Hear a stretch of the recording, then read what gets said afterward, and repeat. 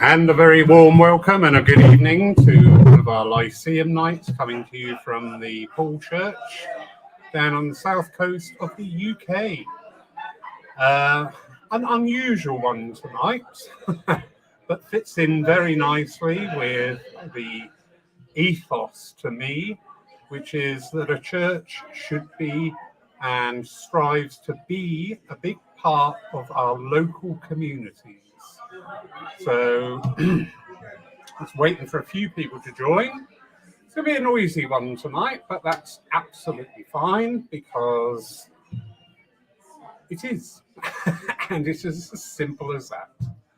So people I can see are joining us now. I know we've all had a very busy day, perhaps watching the ceremonial processions on our TVs, or not, as whatever befalls you or befits you. That's absolutely fine.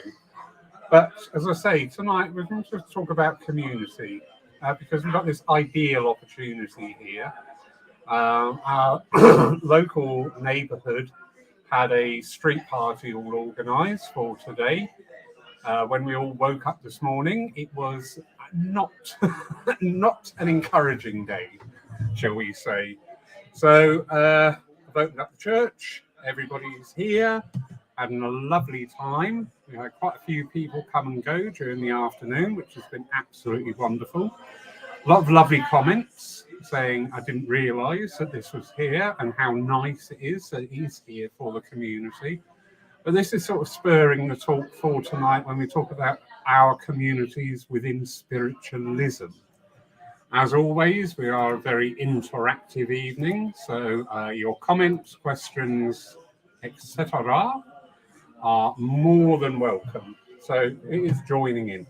But we talk about this thing, don't we, community.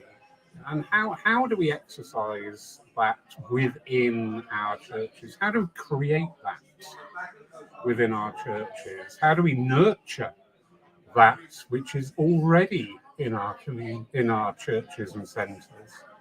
Very interesting thing, especially to those who are engaged in the running of churches and centres, is to recognise either the lack of the community spirit, or realise that there is a community, however not being really acknowledged or engaged, or just not seeing any community whatsoever and maybe not wishing to for whatever reason. Absolutely fine. Hello, Anne. Nice of you to join us. Thank you. So, through the course of the evening, I'd like your thoughts and comments on that. How do we create that community feel within our churches and our centres? Thoughts from me, and I welcome thoughts from yourselves, different ways we can do that and engage. I always look at our service formats, and are our services more of a lecture? Are they very rigid in their structure, which doesn't encourage or engender any form of engagement? Here at Paul, for example, one of the things that we do is on our healing part of our service, instead of having a list of names which are read out and without being detrimental to anybody, because we've all been there, people are reading a name and they're going, Susie, we struggle with people's writing sometimes and our own understanding of the written word. So in our healing session within the services, we encourage people just raise their hand and call out the name of the person. That brings people into a service. That is a very big part, to make people feel part of what's going on. I do also in our introductions, I always remind our congregation, each and every service is unique because it's about you and it's about the mix of people here this day. This is not a standard format, where we just go by on rote, blah, blah, blah, blah, blah, blah. The service is about the people in the room because of the energies they bring in. So, there's lots of little ways that we can try And I always encourage people to try things. Don't be frightened to try. We do sometimes get into a routine, and the verdict of it's always been this way may have some merit, but a lot of the time it doesn't. A lot of the time it really doesn't. It's things to try. Keith Morn, thank you, sir. Most churches have a music element. Really good point. With music that we choose within our churches. To me, spiritualism is a very forward-thinking, a very up-to-date, a very modern movement. And that key word there, movement, we continue to move. So, yes, sometimes we go to services and churches and centres, and it can be very heavily orthodox in its music and reliant on the few that may be gathered to provide that vocal. Again, one of the ways we work with that here at Paul is I download music, more up-to-date music versions of old hymns with the vocals to encourage people to sing. So it doesn't sound quite so bad. And I'm not being rude there, but sometimes you just think, oh dear. But yeah, good comment there, Keith. The music element. We should be looking at our music element because, again, music is a great bringer in. Music unites. Music draws people in.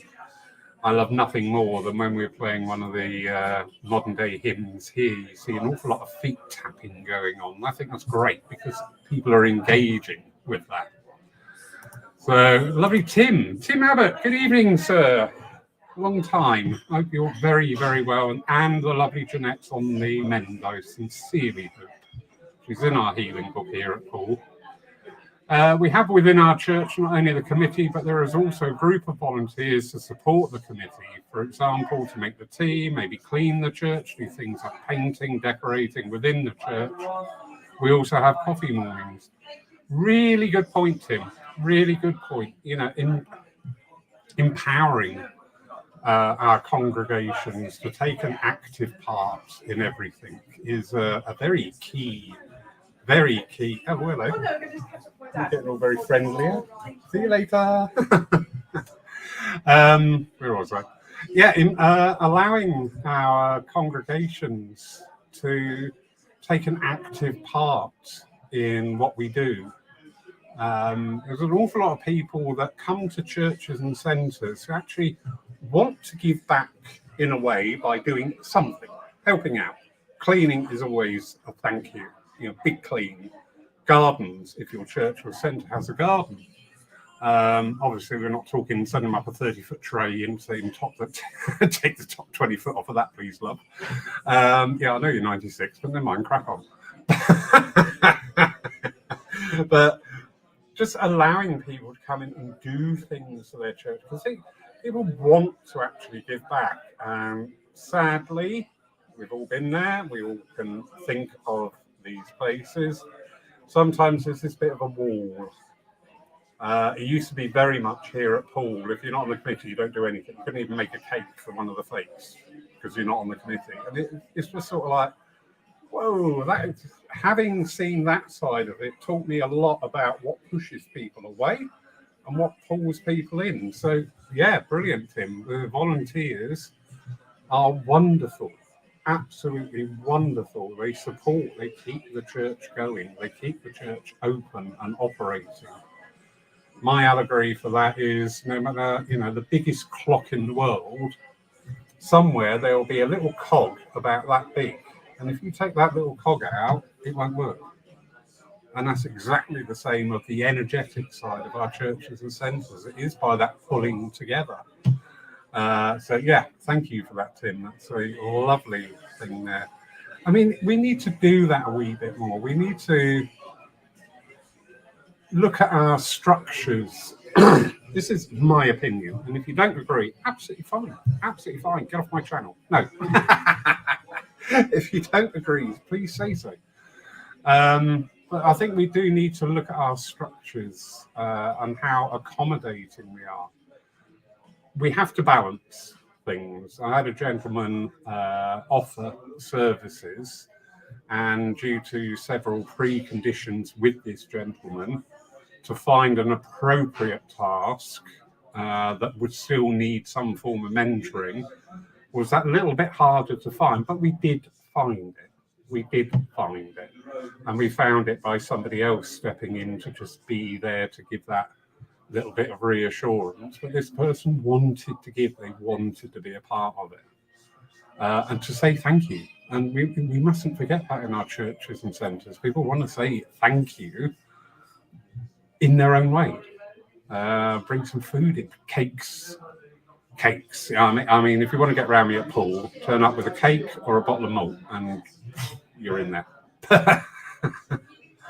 But yeah, looking at our structures and looking at what we do really well, and why, and also what doesn't take off so well. But again, ask that question, why? Not the finger pointing, not the blame side of it, but what could we have done better? How could we improve on that? We see very much still about the younger generations coming into our churches. But how many of the younger generation do engage on a volunteer basis, or somebody with an input authority into how the evening should be structured?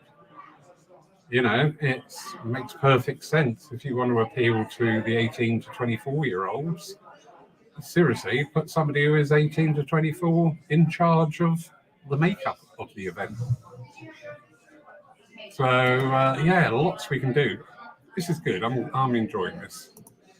Sue Townsend, specific healing part of the divine service, encourages people to know that they are able to send healing themselves at any time.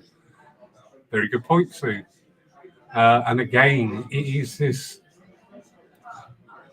if we step back sometimes and look at our formats of our services and the way it's delivered, and be honest, not constructively critical, not detrimentally critical, constructively critical, and look at the way we deliver each part of the service, break it down into its core components, and going, how are we delivering that? Is that a barrier?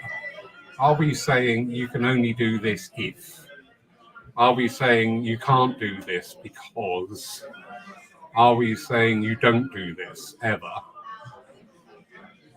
And look at that. Look at those statements we're making with the underlying... sorry, my eye is getting distracted here. With the underlying energies of how we do it. I think it's always a really good idea for any church committee, centre committee, trust body, however your place of worship functions, is to look at the formats of things. And as I say, break it down into component parts. You know, look at your prayers. That's always a big thing. Are the prayers delivered by the guest demonstrator, or are they delivered by the chairperson of the day? Are they an inclusive prayer? Are they an open and up-to-date prayer? Or are they very orthodox in their delivery? Again, look at the healing, how we conduct our healing sessions as part of the service. Can we include other people's voices? Because that gives people an empowerment to call, they're making an action, and it means a lot. And it means they are part of things suddenly. So there's lots and lots of things. Tip again. I think to empower a church community, churches should organise trips out away from the church more often. For example, a day out to made it to a theatre or two, or even another spiritualist church. Really good. Yeah. I don't know if you're aware, Tim, I'm sure you are. We had a trip from here to the college last week for the Open Week. And we had a brilliant day.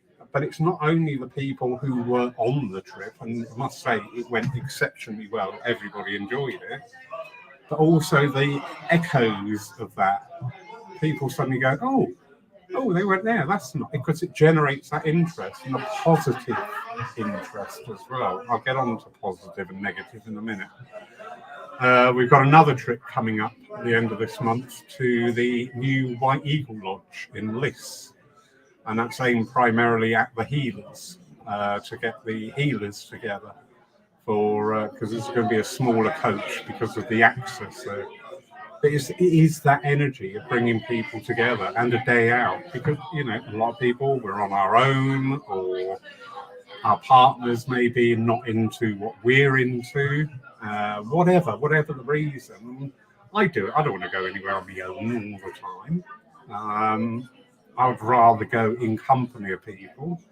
I'd rather go with somebody who can drive a car, because that's an even bigger bonus. But yeah, Tim, yeah, an active social calendar to your church or centre. We hooked up with one of our local coach firms pre-COVID, and it was working very well. And they have a variety of day trips. And what we would do is get hold of them and just simply ask for 10 seats to be together under the name of the church. But then the booking went through the coach firm itself. So we only did the advertising for it in church. The actual booking and payment was handled by the coach firm. So it was not a profit maker for the church. However, it was also not a nightmare of logistics, because people went online, they booked online, they paid for their tickets online, they arranged their pickup points online. But once on the coach, we were all sat together. And we had quite a few little day trips out. Highclere Castle, Downton Abbey. That was great there, and I think we had half the coach that day. Who's the other one? Bath Christmas Market. Because again, you know, as a community, we need to be observant that a lot of people, you know, as a society, anybody over 50, we tend to write off a little bit. But we're not. We're very active and we want to do things, and it's just getting that opportunity to do things. Yes, thank you, Tim. A lot of you weren't in here when I first went live. The thought about community for tonight's talk was already there. At 9 o'clock this morning, I was talking to the neighbours because there was a street party organised for the coronation, but unfortunately it was absolutely pouring down. So we've opened up the church because the church should be part of the community. They're loving it. A lot of them never been in here, absolutely going, wow, this is great. But again, it is that community thing. We may get the spin-off of one or two attending church, brilliant, but we're talking about now, I want to get into this part about the positivity and negativity, because I think sometimes we maybe don't pay enough thought to the energies that we create, and especially within a church or a community or a centre environment. You know, there are churches that I've been to as a serving medium, and the press that you hear via social media beforehand is often not the best. You see the divisions there by the public posts, which I always think is just terribly unmindful thing to do. But you also pick it up the minute you walk through the door. I always relay this story. I walked into a church, and the first thing I said when I walked in there was, oh, I see the committee are all at each other's throats. And I was jumped upon. Who told you? It's nobody. It's here. It's in your church, and you need to sort it out. We do get very negligent about what we say, how we are with other people in our public side. I do see time and time again people putting out posts which really don't serve any purpose. I can understand I want to vent. I can understand I want to let go of this. really into a public forum, because again, that rebounds, that echoes back through your place of worship and what you're trying to achieve and what you're trying to do. I went to a church as the congregation, and it's very rare that I get to do that, because normally I'm up there working. Excuse me, strawberries and cream, lovely. So it was quite interesting to actually sit in a church and just observe what goes on and how you see the different factions, how you see the different groups coming together, and in what energy they come together. I can be very demonstrative here at Paul. If I am picking up a discord, I will wade in and tackle it. And I don't mean, aggressively. I will just go in and go, what's going on? Because we need to get this sorted out, because this is the sort of thing that can sit and fester. We do, sadly, have these times in our churches, little factions just sit there and fester. And people pick up that energy, and it becomes part of the overall energy. You've really got to be mindful of that point. I'm very, very hot on that. I will always try the negotiation. I will always try to draw out what is the issue, not what's being said, because 9 times out of 10, what's being said isn't the issue, there's something underneath. But to get to that and get it resolved, and however we get it resolved, but the fact is we get it resolved. Because we are working with energy all the time. Everybody, and this time we are getting more and more aware in our consciousness and our way of speaking about working with energy.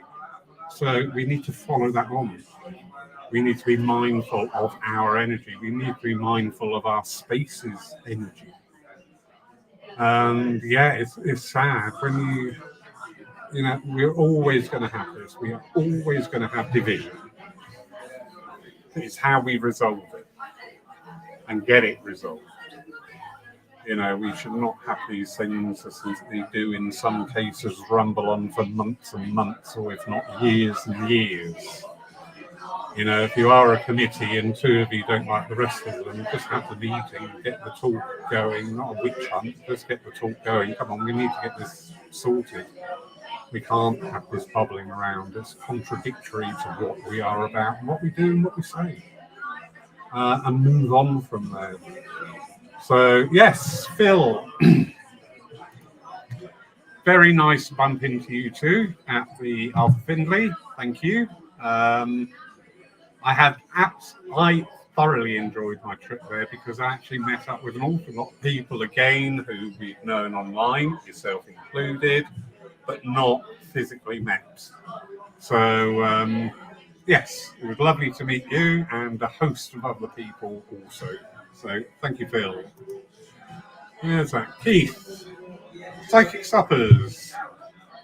Plenty of centres hold them. Yeah, there is that element, the coming together with food. But we can expand on that as well, because we do have this propensity to, in my opinion, and again, please, if you don't agree, just say so. Every time we open the doors, we've got to give a message. Well, I don't ascribe to that. We open the doors because we are a church and a community. And the message is in the fellowship, the friendship that naturally evolves within a church. We have in 2 weeks our family gathering service. Those of you who are not aware of what these are, there is no evidential mediumship, but it is drawn. We have one of the ladies, she is a church organ player. That's come out totally wrong, you know what I mean. She is a church pianist. We'll get away from that other word. She's bringing her keyboards into play. We recently had a naming ceremony for one of our lovely ladies, newborn girl, and she also sings, and she hasn't been able to sing throughout the course of the pregnancy and obviously with the first few months, but she's now at that stage, she's ready to take up her singing again. So she'll be coming in singing. we'll have tales from some of our more venerable congregation, the wonderful Ted, who can talk about anything with 92 years experience and complete humility. And you know what? These family gatherings keep the balance right of the amount of times they're on. But again, they are really invaluable to a church community. Because, to me, to you, to me, the evidence is beautiful. But once you've had your evidence, do you want to continually see 50 Sundays of the year, endless messages going on? Some people do. Absolutely fine. Some people don't.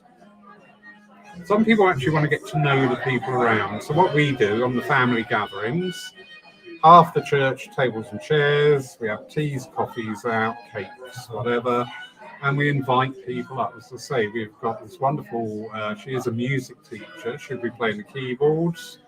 Lovely Charlotte is able to come back and she'll be giving us a few songs, a few other people just be getting up there telling tales. And this sort of like evolved from where I used to do, well, I still do, but in taking funerals for people and getting everything together for the eulogy. People had amazing stories, and it always struck me and thought, why don't we know these when they're here? Why don't we know about these people when they're here? Why wait until they're no longer here and just think, wow. So, yeah, the family gathering sort of sprang from that thought about bringing people in. Because we do see sometimes, I know I've said this so many times, but it really does irritate me.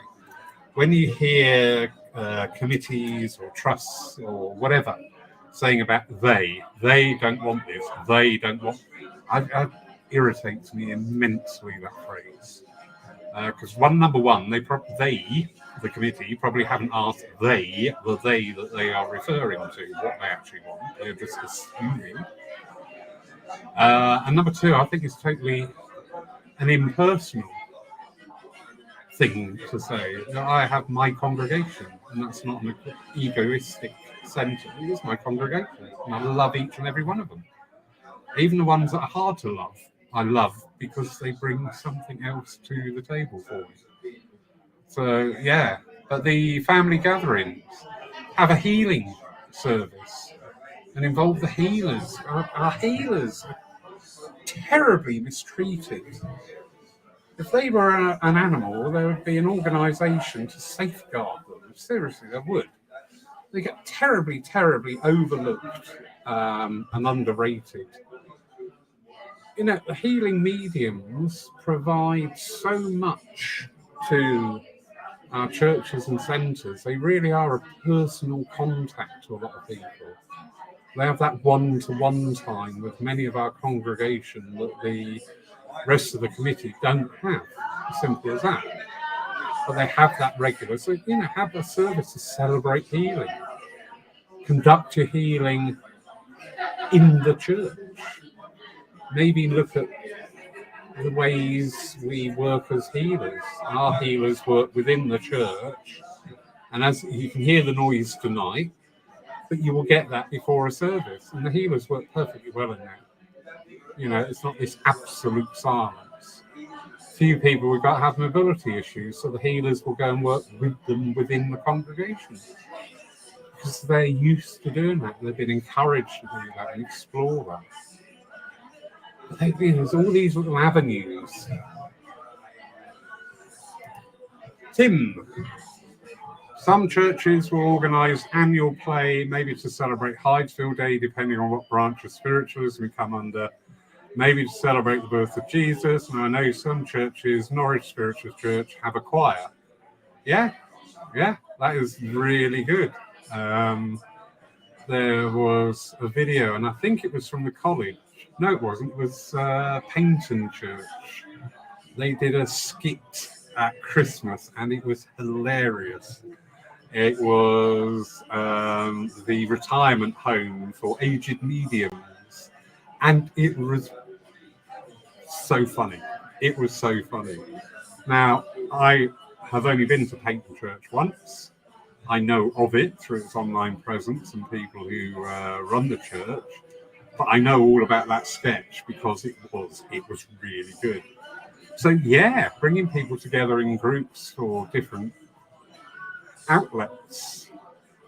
We had pre-COVID, we had a friendship group here which would meet every last Thursday of the month, and that was tea, coffee, cake, and a talk from somebody.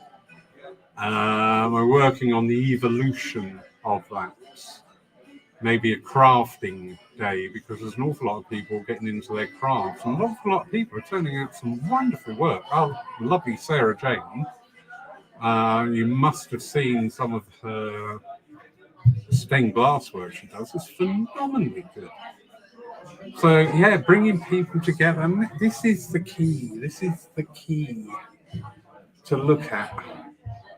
But I think sometimes that fear factor stops an awful lot of us.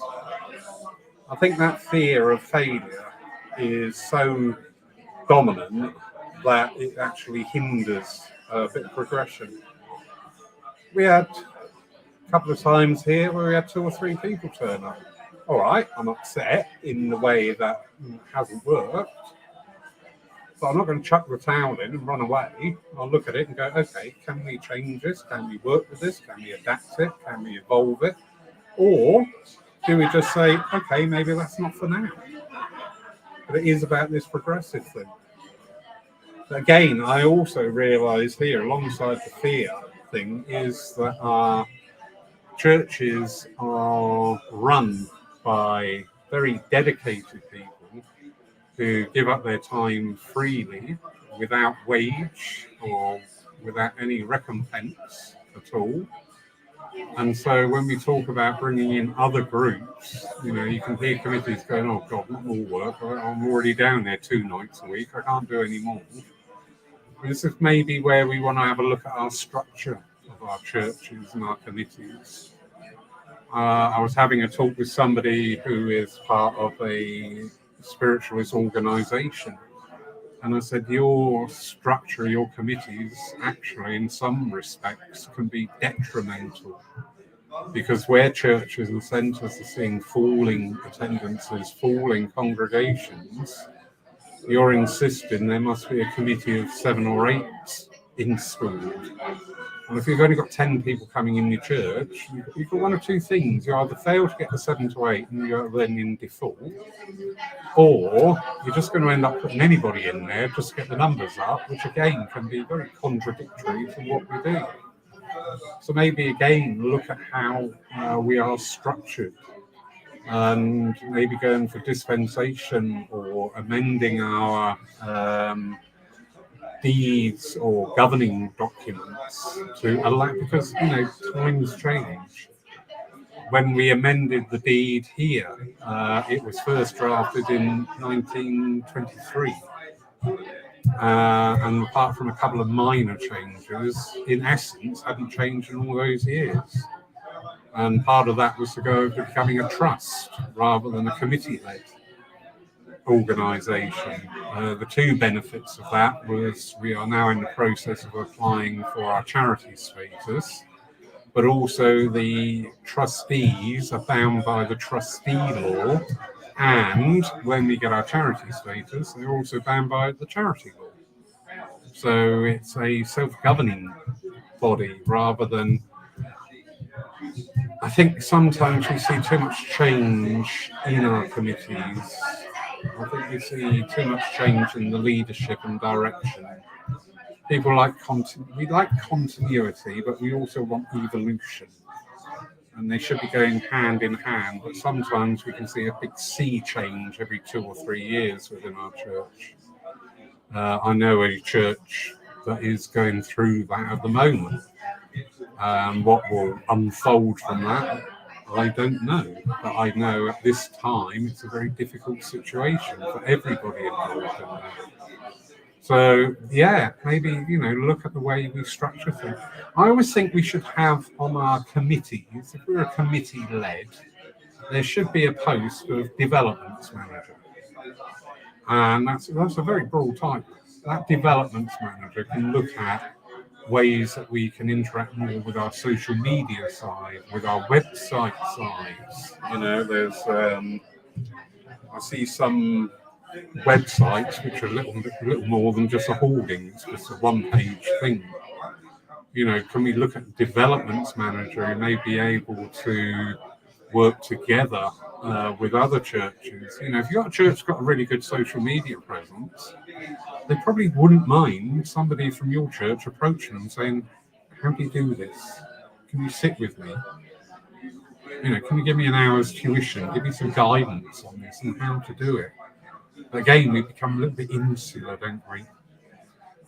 We see churches within a small geographical area, and they either just don't talk to the other ones, or there's some enmity from the dim and distant past that still sits there holding court over everything that's done and said. I'm laughing, but it is sad. It is sad. But yeah, there's lots of things we need to, because community is so important these days, because we lost that community in the lockdown. And that's one of the biggest impacts it had on people. It was that wake-up call of actually meeting up with people and being social with people. It's a very important factor of our lives. And when that was denied us, it really had an effect. Michelle, no, we have the tail end of the street party. Our road was having a street party today for the coronation. When we got up this morning, it was all pouring down with rain. So I've said we'll come in and use the church because we're part of the community. So there you go. That's the noise. And it's lovely. It's wonderful. Reverend Ashley Oliver. Yeah. Ashley, I know her heart is totally in the community, building communities, maintaining and evolving the communities. How are you, darling? I hope you're really well. I hope you're really, really well. So, yeah, lots of little thoughts there, little ideas. But yeah, we must never neglect that community feel. Even if we only meet once a month, which I'm seeing now, especially places where we have to rent the accommodation, because that makes life awfully difficult. You know, if you attend a church or a centre that is in a community hall, I know I know of a church. Their fees are £40 for the 2 hours rental. So if you add to that fee, just say £20 for the demonstrator, it means you've got to have £60 in that collection plate just to break even. Just to break even. This is where we need to get this community cog going. This is where we need to make people want to be there. Not go along for the message, not sit there going, "Oh, I'm not going down there tonight. Yeah, no, he's rubbish. Oh, no. I've never had a message off him, so I'm not going down there." You know, I hear that being rumbled about. And if you say it yourself, maybe you just want to have a little think. Because you should be wanting to go to your church or your centre because you enjoy it. You get something out of it. A message is a bonus. A message is like a bit of icing on the cake, but you get something out of it. You get that welcome. You get to say hello to people. You get to talk verse. Get your healing. Get that one-to-one time, because we all benefit by that. We all benefit by that little one-to-one moment. We get to enjoy the service because we know it's not going to be orthodox. You listen to me and don't move, and if you cough, you will be looked at severely.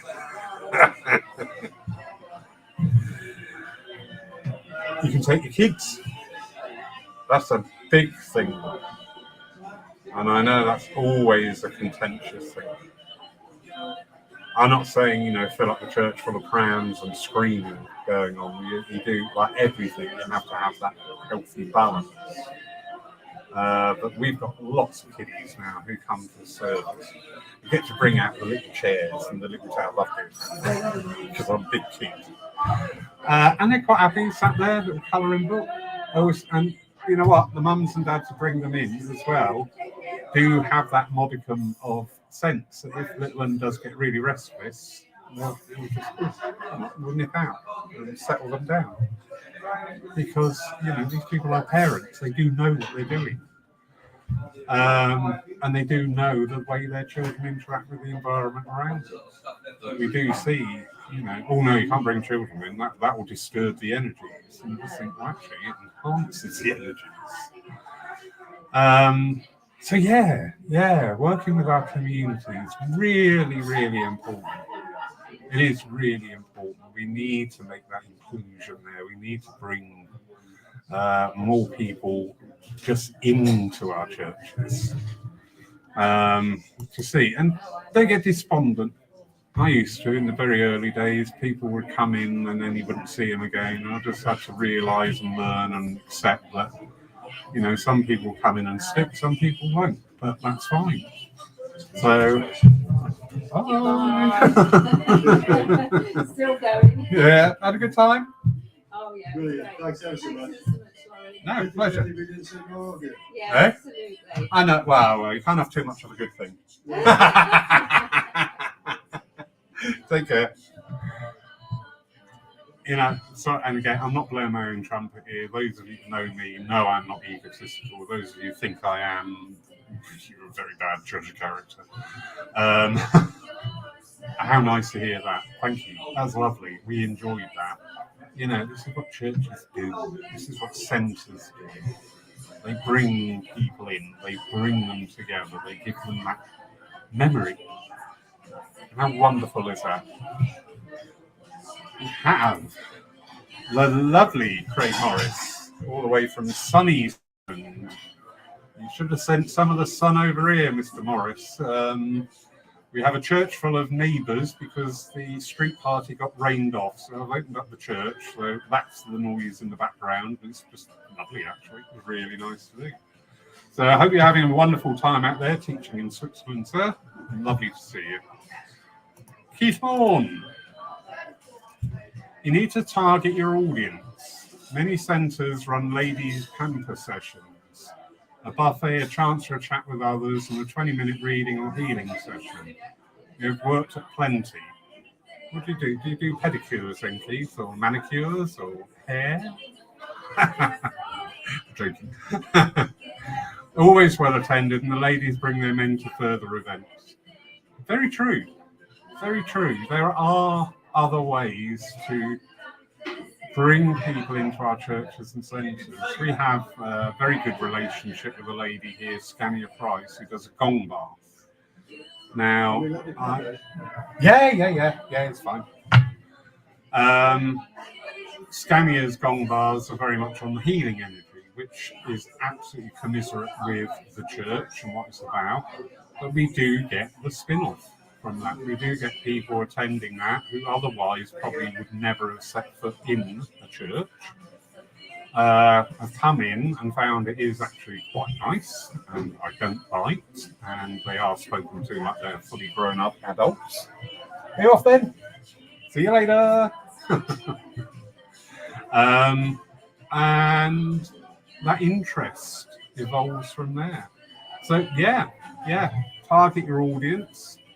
I know some people are going to go, oh, that's a bit cold, but no, actually, we are a business as well. We have got to strive to get that balance between being the church, being the community, but being a business as well. And we do have to bring that into our thinking. We do have to bring that into our structure of charges and fees. I do tend to operate here. We do have our earners. We do have those things that will bring a good income into the church. But we also have the educational needs, which may not be well so supported financially. However, they are an addition to the church. They do engage people. They do up the learning, the understanding. They do, actually understand a bit more about why they're coming to the Spiritualist Church and questioning and understanding their own belief and philosophy.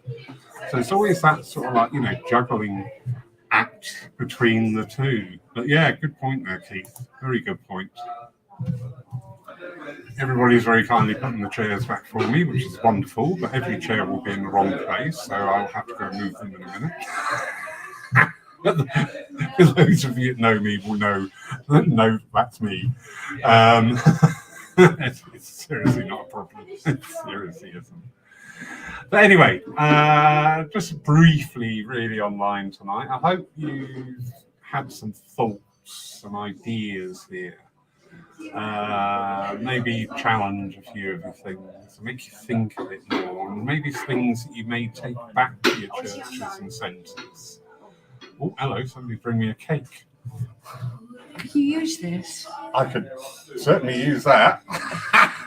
Say hello to everybody. Hello, everybody. To whom am I speaking? You're speaking to quite a number of people around the world. So. Oh, lovely. Well, No may I speaking or say this is a swearing. lovely cake, and your people tomorrow. Oh yes. Yeah, and Yeah. what you can't eat, you can freeze. Oh right. Oh, even better. Yeah. Thank you. We've got cake, everybody. So, right, I will call this evening to a close because I can see everybody's moving now, which has been just an absolute joy to help people live a happy life.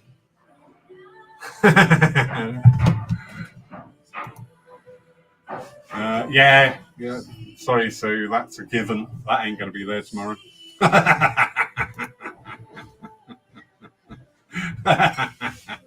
I see, yeah, they're all coming out of the woodwork now. Now you mentioned cake. See, that's another way to involve people. Cake. Anyway, everybody, thank you so much for joining. It's been an absolute pleasure again. Very busy day. As you can see, it's just that little touch of magic. Little touch of magic. And that's what we need back in our churches and centres. So have a wonderful, blessed evening, everybody. Don't forget, we are live online again tomorrow with our camera, which is streamed from there. So we have the lovely Anne-Marie Hogan here tomorrow. I fell madly in love with Anne-Marie when she said her real passion is the philosophy. And that was like, oh, I like you. She very graciously stepped in this weekend to cover somebody who we need to send our healing thoughts out to. I'm looking forward to her service. So that is live tomorrow on our Facebook channel and our YouTube channel at 11 a.m. BST. In the meantime, have a wonderful night and maybe just give those thoughts. Just those little times about building that community. And starting it yourself by being in the church instead of sitting there silently. Just say hello to people. Engage. Start the conversation. Be the one to instigate. In the meantime, thank you all for joining. Lots of love, everybody. Take care, and we shall speak again soon. I have a feeling. Anyway, enough of that singing once. Next week, we have a special guest. And I am rapidly logging into the calendar here. Oh, yes.